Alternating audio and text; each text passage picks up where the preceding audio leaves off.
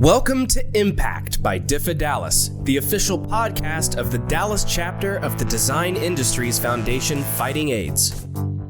We'll share valuable info about the fight against HIV and AIDS, what our organization is doing to assist those in our community, and most importantly, how you can help us make a real impact. Hello, and welcome to Impact Dallas. I'm Reed. This is going to be a really great conversation with one of our ASOs, our AIDS Service Organization members. This is Jason Vallejo. He's the director of the Dallas Hope Charity, and we're joined also by Ronak Asadi, one of our fellow co-hosts of Impact. Welcome to the show. Thank you. Thank you for having us. So, Jason, tell us just a little bit about Dallas Hope Charity. Dallas Hope Charities is a nonprofit mostly focused on the homeless community. Last year, we served 36,000 meals through our 3 feeding programs that we call our Meals of Hope. And last summer, we opened up the first LGBT-focused shelter in Dallas. And it's a transitional living program serving 18 to 24-year-olds. We also have an AIDS financial assistance fund where we assist those who are living with AIDS and HIV with medical, utility, and rental assistance. Amazing. And how long have you been with the organization?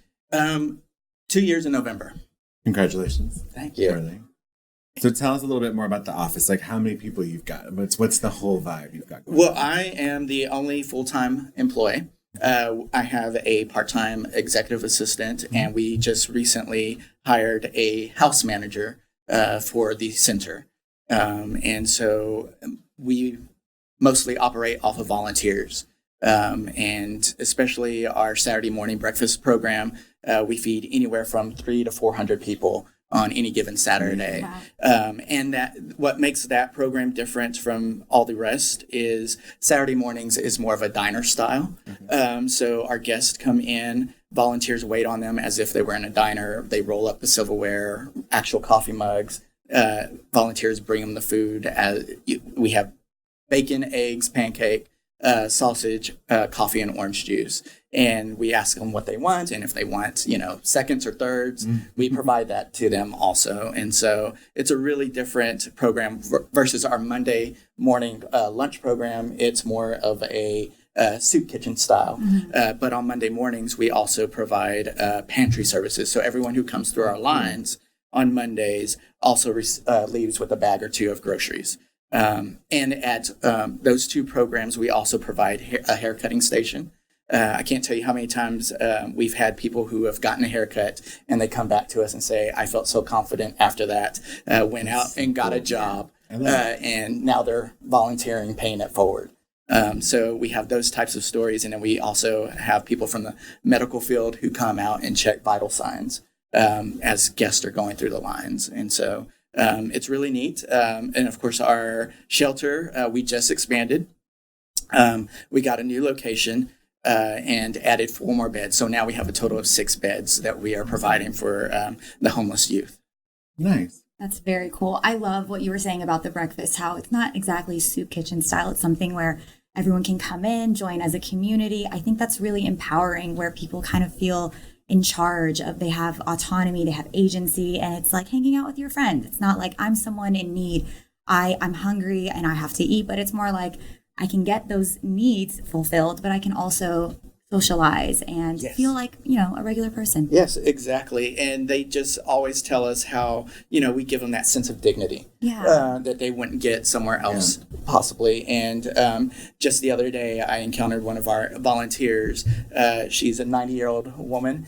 And she said, I volunteered for years at several different places, but this place is just one step above, and just giving them the dignity and showing them that respect and just loving on them and giving them hope. Yeah. Well, I think that's kind of part of it. I feel like a lot of that sort of demographic has to do with like no sort of family connection or no sort of feeling of family. So it's like, you're feeding them, but you're feeding them so much more than that. Like, you're giving them a place to feel normal, to feel accepted. Like, that's really cool. A support system. Yeah, exactly. Definitely. It's fantastic. Which is really important when you're dealing with a very vulnerable population like this. A lot of the times, we address the medical needs, the physical needs, but there's so many mental and behavioral health needs that are not being fulfilled. And by giving people a space to socialize and just feel safe and not judged and like normal, it's really, really doing a lot. So thank you so much for that Very amazing work. welcome. I love the work that I get to do, and just seeing those lives changed, all the time, and just hearing those stories of them coming back and wanting to get involved and pay it forward. It's just, there's nothing better than that. You create a line of succession. It's kind of cool. Yeah. That's really the true measure of success, right? Exactly. Can you share one of those success stories with us? One of our patient information. Yeah. Well, actually, one of the success stories we just recently had with some of our residents at our shelter. We had 2 of our residents recently graduate from the Year Up program out at El Centro. It's a 6-month program where they focus the first 6 months on either business or IT. Oh, wow. And then the second half, they Year Up will find them an internship with a corporation that they partner with. And so one of our residents had her internship with Topgolf Corporate on 75, and that internship has turned into a job where she's making about $40,000 a year. So going from being homeless, and when she came to us, she was on the verge of having to leave that program because she was about to have to go into survival mode. She had already pawned off all of her belongings to stay at this one hotel where it was pay by the week. And, that week was about to be up, and Year Up reached out to us and connected us, and we just happened to have a bed available. And so we were able to bring her in as a resident. So speaking of that, like the kind of connection between organization to organization and how we all kind of help each other, what's your relationship to us, to DIFFA? Well, this is our first year that we applied. Welcome. And so, we were excited. And like I said, going back to the AIDS crisis or the AIDS Financial Assistance Fund, we have, last year we gave out $14,000 through that fund. And that's where we assist those who are living with AIDS and HIV with medical utility and rental assistance. And last year we were able to help 70 people this time last year. And someone this week was asking, how many people have we helped this year so far? And it's 90. So definitely awesome. What the help that we're getting from DIFFA will allow us to continue to help even more people, because there was a point in time where that fund was really getting low and we were having to limit the number of people we were helping a month. Versus where, we were helping anybody that qualified. And all they have to do to come and apply is pick up an application at the office, or we can send it to them. Most case managers know about us, like Resource Center, PRISM, all of those different agencies. They know about us, and they have the application on hand. So they usually refer clients to us. So they fill out the application. We just need a letter from their case manager stating that they are seeking treatment and help. And so then we just need a copy of the bill that they need assistance with. And then the committee will review it and make sure everything is good. And once it's approved by the committee, I then review it again and sign it. And then a check is issued for the bill that they're needing assistance with. Sounds like a pretty efficient and streamlined process. I work in the medical field, and I know personally medical reimbursements or any kind of reimbursements are very difficult. Navigating the system is very difficult. So it sounds like you guys have made it pretty easy for your clients to find you guys and apply for the process. Yes, because we all know how difficult it can be for applying for different things, or even trying to get a live person to talk to you on the phone sometimes when you're calling a utility company. And so, we've even got a good partnership with the electric companies, utility companies, where they now, we have our number and we can just call them directly and give them a pledge code. And so that way we're not having to wait to talk to a live person. We already have that in. And we try to make it as easy for them, because we know how time consuming it can be, and we don't want that to be another burden that they have to go through. And so we just want to be able to be as efficient and help as many people as possible. That's fantastic. Well, like I say, you said you're celebrating 2 years this year. You're kind of doing so many different cool activations that really make it seem possible for anyone to get the help they need in sort of a really easy manner. And it's kind of awesome. Just congratulations on everything you guys are doing. It's fantastic. Thank you. Dallas Hope Charities will be 3 in January, 3 years old. Same. And so, we are just really happy about how far Dallas Hope Charities has come. And we know that the work is still yet to be done. We did this expansion a month and a half ago, but it first came to us in September. Of course, we budgeted in 2019 to do an expansion. We just didn't know when it was going to happen. But in April, a friend of mine who works at a local university called and said there was a young man in his office who was going to be kicked out of his house because his dad found out that he was gay. And his mom was trying to convince him not to do that. Unfortunately, we didn't have a bed available at the time. I asked how old was he, and he was 26 years old, which meant it was going to be hard for him to find any type of shelter because a lot of the other organizations are government funded, and so they have a strict cutoff date because they have to follow government rules, of course. And according to our youth surveys that we've done, youth feel safer out on the street versus an emergency shelter, because sometimes at those emergency shelters there are people with severe mental issues who are crying or screaming all throughout the night. And so my friend was like, "Well, he's here in the office if you'd like to speak to him." And so I said, "Sure."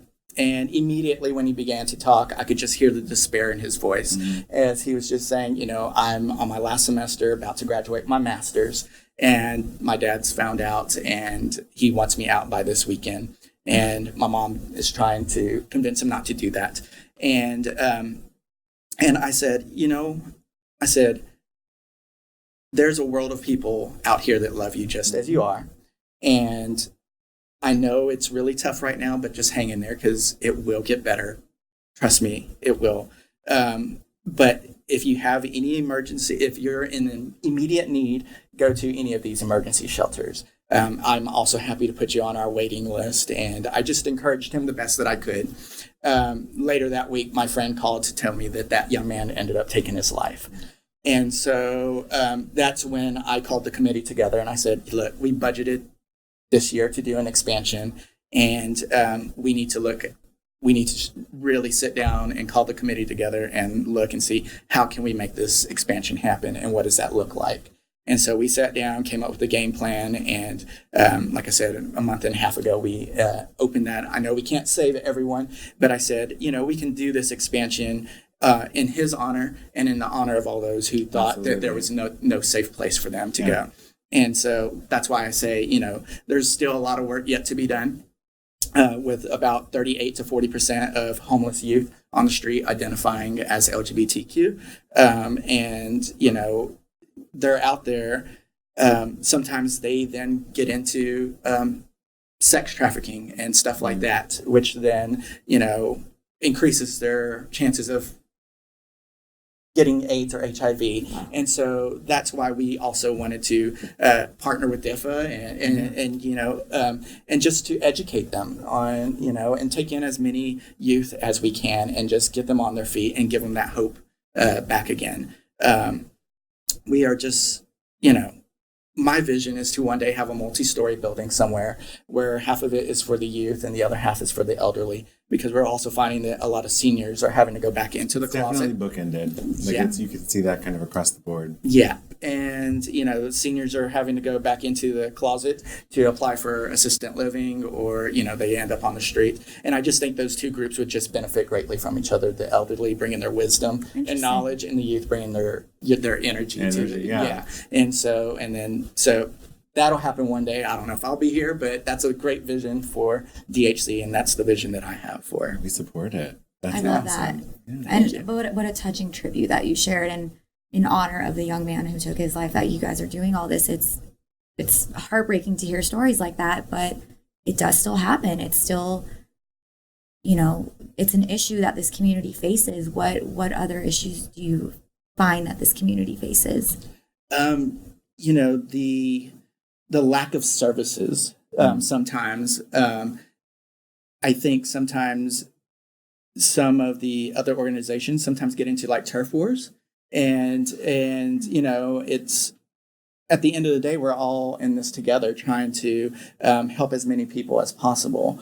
And I just feel like if we could come together and know what resources are out there so that, if we don't have it, we know who to call. If there was one general hub where we could call and find out, okay, who has bus passes that we can send people? Because that's something we get asked for quite often is bus passes by our guest because they need a way to get to a job interview or whatever it is, or a way to get to work.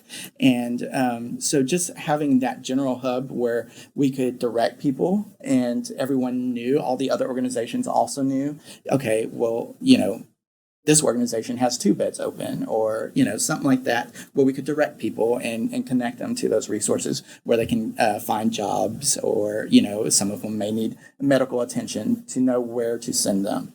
That would be really great. Well, and like on that point, like how is DIFFA helping you, or how can we help you more? Like what could we do to help you guys? Well, I think just definitely the financial side has definitely helped and will help with those with the AIDS fund that we have, and then just being able to help educate our guests that come through, and educate also our youth that are staying at our shelter, and seeing how we can partner with y'all to volunteer on different events that y'all may have, and get, especially though I speak to the youth because those are the people that we have constant contact with, the people that are staying at our shelter, and how can we get them connected with DIFFA, and because sometimes they're coming. We have one resident right now who came to us. His mom was locking away all the food, put padlocks on all the food, and was starving him out. And so these kids come with no sense of, friendship. They feel, right. And they feel alienated. And so I think if we can introduce them and let them know, hey, there are people just like you, that love you just the way you are and accept you for who you are. I think that would just be great if we can just help get them out of their shell and break down those walls and get more connected with serving and volunteering with your organization. And it's kind of the thing I like about DIFFA is that it's to your point, it's a unification, it's a unifier in a way. It's like, not to make a dumb analogy, but it's kind of like pick your fighter. It's like, who do you need? Like, what do you need? And like, we can help as many as possible to get you the access to be the one that they need, which I think is kind of cool in the sense of we are just one community. Yeah. Right. And we are serving each other, and we are helping the causes to be better. So I think that it's a great point. Yeah. Definitely. And I'm glad that you're here, though. I'm glad you're a part of it. We're happy to help however we can. We're glad to be part. So tell me, how can people get involved? Just visit DallasHopeCharities.org. We have a link on there that it's a volunteer button. You can just click on that. You'll fill out a volunteer application. And then if you want to contact us, there's a contact us button on there, and the email will be sent directly to me, and then we'll reach out. Yeah. Amazing. Wonderful. Thank you for all the work. Plug your website one more time. DallasHopeCharities.org. Thank you so much for being here, Ronak. Thank you. Thank you for all the amazing work that you do, Jason. Thank you. We are indebted to you. You're the boots on the ground. Thank you. Thank you. And for more information about DIFFA, visit diffadallas.org.